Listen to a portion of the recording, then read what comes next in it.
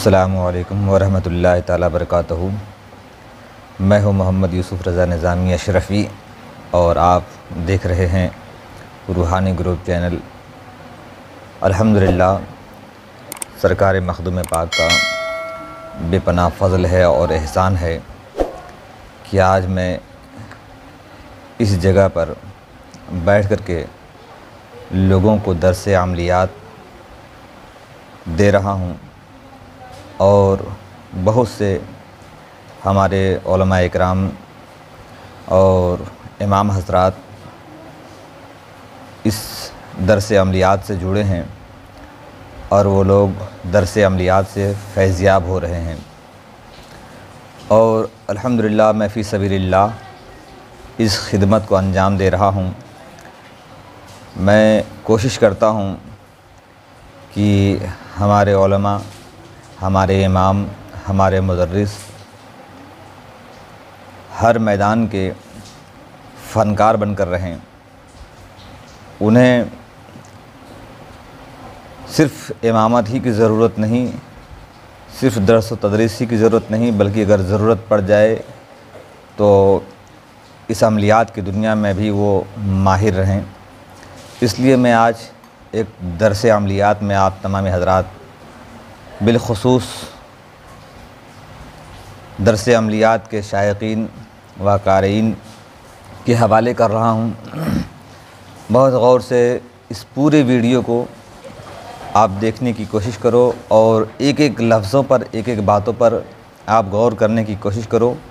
इंशाअल्लाह तबारक व तआला अगर आप लोगों ने गौर किया, इस पे तवज्जो किया, तो अमलियात के मुताल्लिक़ आपको कभी नाकामी का सामना नहीं करना पड़ेगा।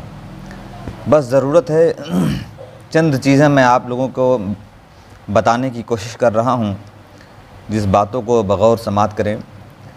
और इस तरह के अगर अमलियात के अगर आप शौकीन हैं तो बिलख़ुसूस आप मेरे इस चैनल को, रूहानी ग्रुप चैनल को सब्सक्राइब कर लें, ताकि इस तरह की कोई भी मैं अमलियात के मुताल्लिक़ अगर मैं कोई भी वीडियो बनाऊं तो आप तक पहुंचे और आप उससे दर्स हासिल करें।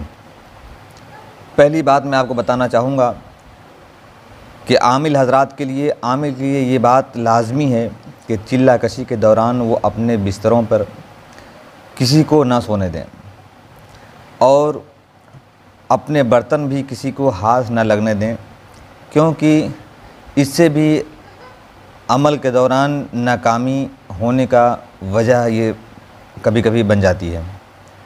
तो इस तरीके से परहेज़ करें। चिल्ले के दौरान हर आमिल के लिए ज़रूरी है कि वो ज़ाहिरी और बातिनी दोनों तरह की तहारतों का ख़याल रखे। झूठ, ग़ीबत, बदनज़री वग़ैरह से ख़ुद को महफूज रखे, ताकि बातिनी तहारत से माला माल रहे और ज़ाहिरी तहारत से भी हर लम्हा एहतमाम करे।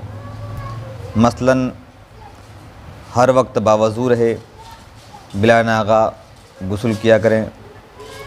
अगर मुमकिन हो तो चिल्ले के दौरान रोज़े से रहें, वरना तीसरे दिन, चौथे दिन कम से कम रोज़ा ज़रूर रखें। और अगर हालत जिस्मानी कमज़ोरियाँ अगर हैं तो कम से कम दोशंबा और जुमेरात के रोज़ आप जो है रोज़े का एहतमाम करें।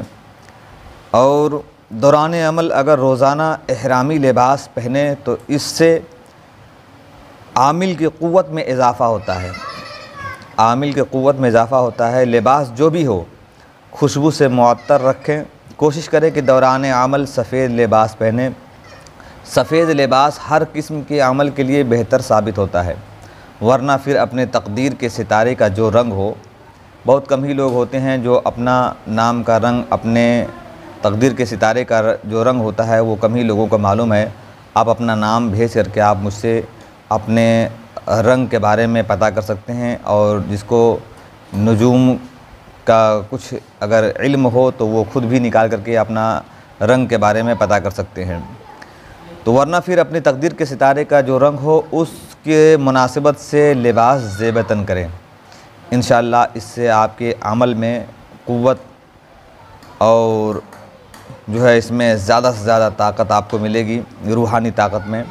अमलियात के मैदान में कदम रखने से पहले ये बात जहन की गहराई में उतार लेनी चाहिए कि जिस तरह डॉक्टर, हकीम, तबीब बनने के लिए एक ख़ास मुद्दत तक तालीम व तरबियत के मुख्तलिफ़ मराहिल से गुज़रना पड़ता है, बिल्कुल इसी तरह हर आमिल कामिल बनने के लिए मेहनत व मशक्क़त और इल्म व अमल की गहराई की मंजिलें तय करनी पड़ती हैं, वरना कुछ हाथ नहीं लग पाता है। कभी कभी फ़ायदे के बजाय ज़बरदस्त नुकसान हो जाता है। आजकल गली गली जो लोग धुनी रचाए बैठे हैं, ये आमिल नहीं हैं बल्कि महज ये पेशा है। जिन्होंने 2 किताबें पढ़ करके अपनी दुकान सजा ली, ऐसे लोग खुदा की सीधी सादी मखलूक को उल्लू बनाने में मसरूफ़ हैं।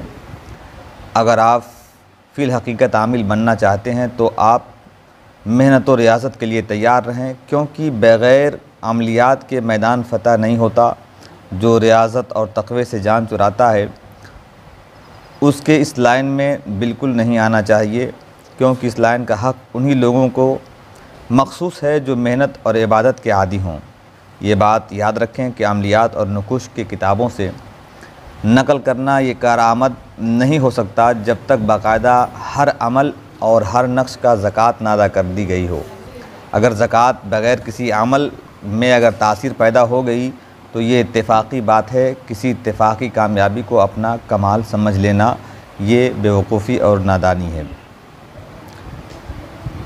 दूसरी बात मैं आपको बताऊं कि कोई भी वजीफ़ा पढ़ने या अमलियात की ज़कात अदा करने की शुरुआत करने से पहले इन तमाम शराइत व नज़र रखना बहुत ज़रूरी है जो हर आमिल के लिए ज़रूरी है। मसलन तहारत का एहतमाम, इबादत का इल्तिज़ाम, खिदमत खल्क़ की पाबंदी, सच बोलने की आदत, हलाल रोज़ी हासिल करने की फ़िक्र, नीयत की सफ़ाई और खल्क़ के खुदा की मखलूक से मोहब्बत करने का जज्बा, ये भी आपके अंदर होना चाहिए। इन औसाफ़ के बग़ैर आमिल बनना मुमकिन नहीं है।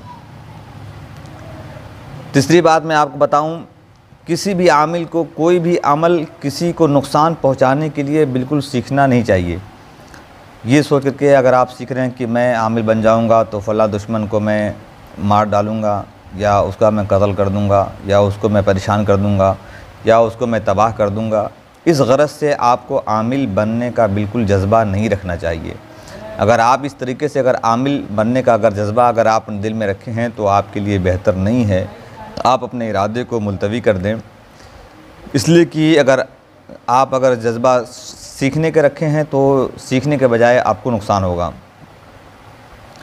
आपको बस ये नीयत होनी चाहिए कि हमें लोगों को अच्छा करना है, हमें लोगों को अच्छी चीज़ें दे करके उसकी भलाई लेनी है और उसकी भला हमें करनी है। चौथी बात मैं आपको बताऊं कि अमलियात शुरू करने से पहले इन तमाम तफसीलात से बाखबर होना चाहिए जिनकी जानकारी हर आमिल के लिए ज़रूरी है। मसलन सितारों के मुतालिक, सितारे सात के मुतालिक जानकारी कुछ होनी चाहिए। जंतरी देखने का उसको कुछ हुनर होना चाहिए। अगर नहीं है तो इन सब चीज़ों पर बिलखुसूस वो ध्यान दें, किताबों का मुताला करें, अपने रहनुमाओं से वो पूछें, अपने रहनुमा से वो जो इस्तिफ़ादा हासिल करें। इंशाअल्लाह अगर आपने अपने रहनुमाओं से सातों के बारे में जानकारी की, इल्म नजूम की, कम से कम इल्म नजूम की इस हद तक आपको मालूमात होना ही चाहिए जहाँ तक आपको अमल की दुनिया में ज़रूरत है। अगर सातों के सईद और गैर सईद होने की मालूमात अगर नहीं रहेंगे तो आप आपके लिए परेशानी हो सकती है। फिर वो इधर उधर भटकने पर मजबूर हो जाते हैं कि मेरा साथ क्या है, मेरा मिजाज क्या है, आतिशी है कि बादी है या खाकी है, क्या है वो नहीं जानता। और आखिरी बात मैं आपको चलते चलते और मैं बता दूं कि जितने भी दरसे अमलियात के शौकीन हजरात हैं या अमल सीखना चाहते हैं, मेरी उन लोगों से मुअद्दबाना गुजारिश है बड़ा अदब एहतराम के साथ कि कम अज़ कम वो कुछ कुरान की आयतों का हाफिज़ ज़रूर बन जाएं, कुछ सूरतों का हाफिज़ ज़रूर बन जाएं अफ़ज़ल तो ये है कि आमिल बनने का शौक़ रखने वाले अगर वो हज़रात हाफ़िज़ कुरान हों, और हाफ़िज़ कुरान अगर नहीं हैं तो कम अज़ कम सूरह यासीन, सूरह मुज़म्मिल, सूरह साफ़ात, सूरह जिन और सूरह फ़तह ज़रूर याद होनी चाहिए। वो कुरान करीम हकीम देख कर सही तलफ़्फ़ुज़ के साथ मुसलसल पढ़ने की मशक़ होनी चाहिए। अगर आप नहीं भी कुरान पढ़ना जानते हैं तो कम अज़ कम मेरी तरफ़ से मुअद्दबाना गुजारिश है कि वो कुरान को बेहतरीन ढंग से पढ़ने का तरीक़ा सीख लें, अच्छे से कुरान को याद करें, और इन सूरतों को जिसका मैंने ज़िक्र किया, इन सूरतों को आप ज़रूर जो है ज़बानी याद कर लें, इसलिए कि अमलियात में काम आने वाली चीज़ें हैं। अभी इंशाअल्लाह तबारक व तआला मैं आपको आगे और बताऊंगा कि आपको अपना मिजाज किस तरह से आपको ढूंढना है, किस तरह से आप उसके जो है इस्तिखराज करेंगे, और आप जो है आपका सितारा कौन सा है, आपका रंग कौन सा है, आप किस तरीके से जिसको मालूमात करेंगे। इंशाअल्लाह इसके बारे में भी मैं आपको तफसील से मैं बताने की कोशिश करूँगा। और ज़्यादा अगर वीडियो अगर लंबी हो जाए तो फिर आप लोग इससे कतराएँगे, इसलिए मैं आज की बात यहीं पर इख्तिताम करता हूँ। व आखिर दवाना अनिल हम्दुलिल्लाहि रब्बिल आलमीन। अस्सलामु अलैकुम व रहमतुल्लाहि तआला व बरकातहू।